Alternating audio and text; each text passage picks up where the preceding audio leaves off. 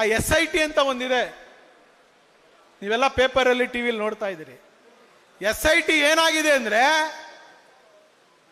ಅದು special investigation team ಅಲ್ಲ, ಅದು ಶಿವಕುಮಾರ್ ಇನ್ವೆಸ್ಟಿಗೇಷನ್ ಟೀಮ್ ಅಂತ ಅವ್ರ ಮನೇಲೇ ಇರ್ತದೆ. ಮಧ್ಯರಾತ್ರಿ 12 ಗಂಟೆ 2 ಗಂಟೆವರೆಗೂ ಅವ್ರ ಮನೇಲೇ ಇರ್ತದೆ.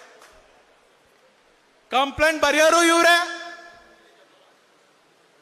FIR ಹಿಂಗೆ ಇದೇ ಸೆಕ್ಷನ್ ಹಾಕ್ಬೇಕು ಅಂತ ಹೇಳೋರು ಇವ್ರೆ, ತಿರ್ಗಾ ಚಾರ್ಜ್ ಶೀಟ್ ಹಾಕ್ಸೋರು ಇವ್ರೆ, ಶಿಕ್ಷೆ ಇದೇ ಆಗ್ಬೇಕು ಅಂತೇಳಿ ಹೇಳುವಂತ ನಾಯಕರುಗಳು ಇವ್ರೆ.